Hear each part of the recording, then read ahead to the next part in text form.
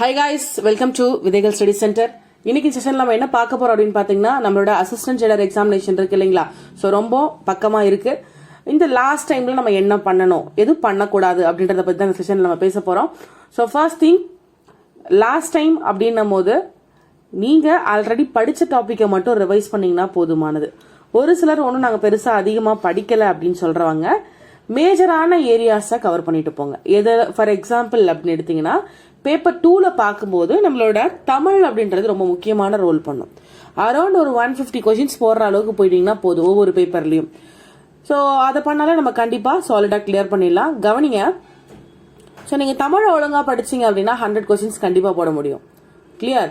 So இலக்கணம்ல ஒரு around 30+ question, அதே போல இலக்கியம்ல 30+ கொஸ்டின், தமிழ் அறிஞர்களும் அவர்களது தொண்டும் அப்படின்றதுல இருந்து ஒரு 30 கேள்விகள் இருக்க போகுது. ஓகேவா? ஸோ கவனிங்க, தமிழை பொறுத்த வரைக்கும் பேப்பர் 2ல இதுக்கு நீங்க ரொம்ப முக்கியத்துவம் கொடுக்கணும். ஓகேவா? ஸோ இது ரொம்ப முக்கியமான விஷயம். அடுத்து கவனிங்க, பேப்பர் 2 பொறுத்த வரைக்கும் இந்த ஏரியாவுக்கு முக்கியத்துவம் கொடுங்க. தமிழ் பிளஸ் மேத்தமெட்டிக்ஸ் நல்லா பார்த்துட்டு போங்க லாஸ்ட் டைம்ல. ஸோ மற்ற சப்ஜெக்ட் நீங்க வந்து அந்த அளவுக்கு பார்க்கணும்னு அவசியம் இல்லை. ஏன்னா இது லாஸ்ட் மினிட் அப்படின்றனால சொல்றேன். ஏன்னா இது ஒரு 100 கொஸ்டின்ஸ் இருக்கு. நீங்க அரௌண்ட் ஒரு 90 கொஸ்டின்ஸ் கரெக்டா போட்டா கூட நமக்கு இதுல போதுமானது. அதே போல மேத்தமெட்டிக்ஸ் அப்படின்னு எடுத்தீங்கன்னா 25க்கு நீங்க ஒரு 20+ கரெக்டா போட்டீங்கன்னா போதுமானதா இருக்கும். ஸோ இதுவே நமக்கு 125 கொஸ்டின்ஸ் வந்துருது. சரியா? ஸோ இது இல்லாம மற்ற ஏரியாஸ் ஏற்கனவே படிச்சிருப்பீங்க, அதை ஜஸ்ட் ரீகால் பண்ணீங்கன்னா போதுமானது. ஓகே.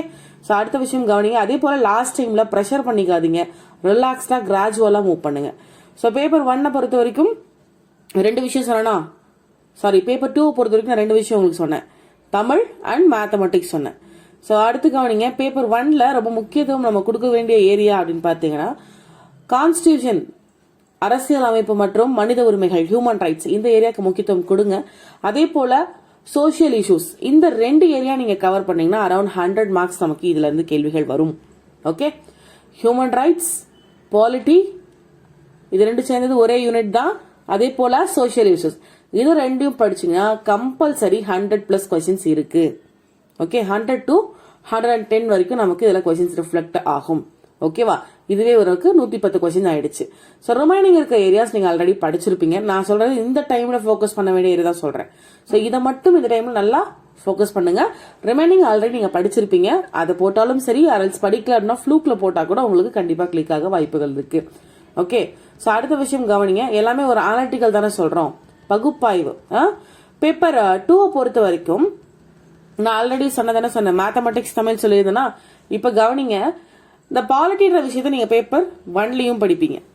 அப்படின்னும் போது இந்த இடத்துல உங்களுக்கு என்ன ஆகும், பாலிட்டியில ஒரு 10 கொஸ்டின் ரிஃப்ளெக்ட் ஆகும். அப்ப அரௌண்ட் 135 கொஸ்டின் ஆகுது.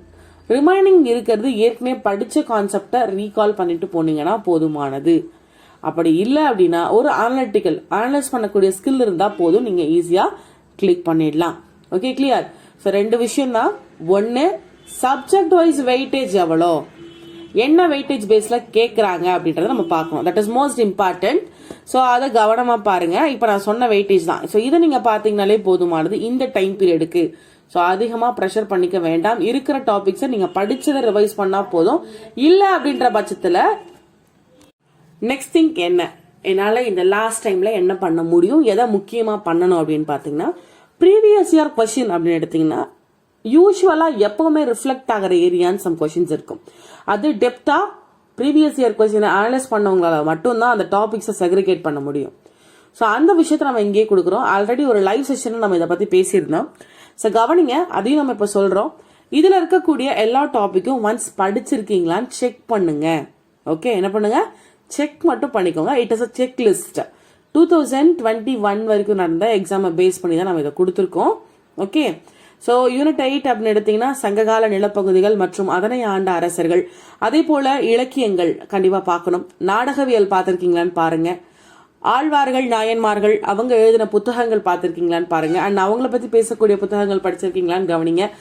அதே போல திராவிட மொழிகள், அயல்வரு குறிப்பு, தொல்லியல் ஆராய்ச்சி, தொல்லியல் அகழ்வாராய்ச்சி, சுதேசி இயக்கம், பாளையக்காரர்கள், இந்த கான்செப்டெல்லாம் யூனிட் 8 பொறுத்த வரைக்கும் நல்லா பார்த்திருக்கீங்களா ஜஸ்ட் செக் பண்ணிக்கோங்க. ஓகேவா? ஸோ இம்பார்ட்டன்ட் டாபிக்ஸ் லிஸ்ட் இது. ஸோ ஜஸ்ட் நீங்க படிச்சிருக்கீங்களான்னு ஒரு வெரிஃபை பண்ணிக்கோங்க. That is enough. ஓகே, கவனிங்க. அடுத்து இந்திய தேசிய இயக்கம் அப்படின்னு எடுத்தீங்கன்னா பொதுவாகவே இந்த 3 ஏரியால தான் கொஸ்டின்ஸ் வரும் நமக்கு. மாநாடுகள் அப்படின்னு எடுத்தீங்கன்னா ஒரே மேப்லேயே நமக்கு ஹையர் ஸ்டாண்டர்ட் புக்ல முடிச்சிருவாங்க. ஸோ மாநாடுகள் எங்கெங்க நடந்தது, அந்த மாநாடுக்கான முக்கியத்துவம் என்ன அப்படின்றத படிக்கணும். தலைவர்கள் மற்றும் அவர்கள் எழுதிய பத்திரிகைகள், அவர்கள் நடத்திய பத்திரிகைகளை பத்தி கண்டிப்பா பார்க்கணும். அதே போல சுயமரியாதை இயக்கம் அப்படின்றது மோஸ்ட் இம்பார்ட்டன்ட் கான்செப்ட். அடுத்த விஷயம் கவனிங்க, எக்கனாமி அப்படின்னு எடுத்தீங்கன்னா நமக்கு பாவர்ட்டில இருந்து கொஸ்டின்ஸ் வரும். ஜிஎஸ்டில இருந்து கம்பல்சரி ரிப்பீட்டட் கொஸ்டின் இருக்குப்பா.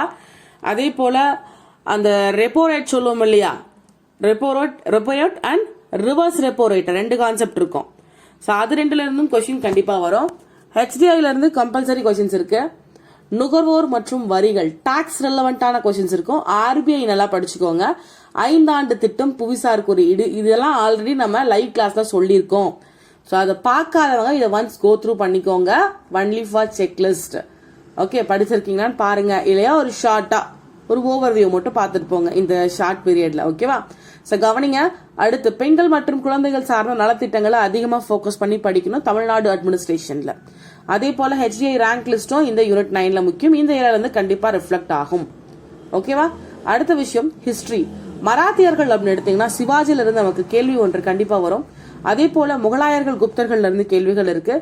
என்ன மாதிரியான கொஸ்டின்ஸ் இந்த முகால்ஸ் அண்ட் குப்தாஸ்ல இருந்து கேட்பாங்க அப்படின்னு பாத்தீங்கன்னா, இவங்க என்ன சின்னங்களை வெளியிட்டாங்க, இவர்கள் சார்ந்த சின்னங்கள் என்ன அப்படின்றதுல இருந்து நமக்கு கேள்விகள் வரும். அடுத்து அயல்வர் குறிப்பு ரொம்ப முக்கியம். காலக்கோடு அப்படின்னு எடுத்தீங்கன்னா பெருசா நீங்க ப்ரெஃபர் பண்ணிக்க வேண்டாம். 10th ஸ்டாண்டர்ட் ஹிஸ்டரி புக் பாத்தீங்கன்னா, அதாவது சோசியல் புக்கு பின்னாடி இந்த காலக்கோடு கொடுத்திருப்பாங்க. ஸோ அதை பார்த்தாலே போதுமானதுதான். அடுத்த விஷயம் 19ஆம் நூற்றாண்டில் தோற்றுவிக்கப்பட்ட சங்கங்கள் மற்றும் அதை யாரு தோற்றுவித்தா, எப்படி லீட் பண்ணி போனாங்கன்ற கான்செப்ட் முக்கியம்.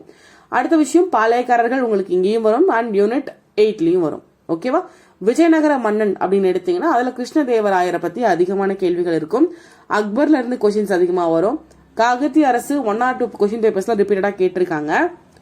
அடுத்து ஜியோகிராஃபி அப்படின்னு எடுத்தீங்கன்னா பொதுவாகவே புவியோட நில அமைப்புகளை பத்தி கேட்பாங்க. அதாவது இந்தியாவோட நில அமைப்பு எப்படி இருக்கு, என்னென்ன மலைகள் இருக்கு, நதிகள் என்ன, காடுகள் என்ன, அதோட ஸ்பெஷலைஸ்ட் ஃபியூச்சர்ஸ் என்ன, சூரிய குடும்பம் பத்தி கேள்வி வரும். பழங்குடியின மக்கள் பத்தி கண்டிப்பா ஒரு கொஸ்டின் இருக்கும். அதே போல புவிசார் குறியீடுல இருந்து கேள்விகள் வரும். ஆஃப்டர் தட் தொழிற்சாலைகள்ல இருந்து ரிப்பீட்டட் கொஸ்டின்ஸ் இருக்கு. சயின்ஸ் அப்படின்னு எடுத்தீங்கன்னா ஃபோர்ஸ்மா, விசை.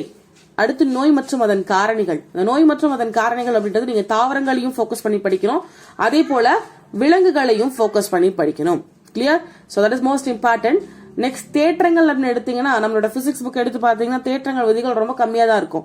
ஸோ இதை நம்ம பெரிய பேர்டனா பாக்குறோம் கிடையாது. நீங்க செக்ரிகேட் பண்ணீங்கன்னா டக்குன்னு முடிஞ்சிடும் வேலை. அடுத்து கவனிங்க, ரத்தம்ல இருந்து ஒரு கேள்வி இருக்கும், அமிலம் கேள்வி இருக்கு, ஒளியில இருக்கு, வெப்பம் அண்ட் வேதி உரம், இதுல இருந்து கண்டிப்பா கொஸ்டின்ஸ் நமக்கு ரிஃப்ளெக்ட் ஆகும்.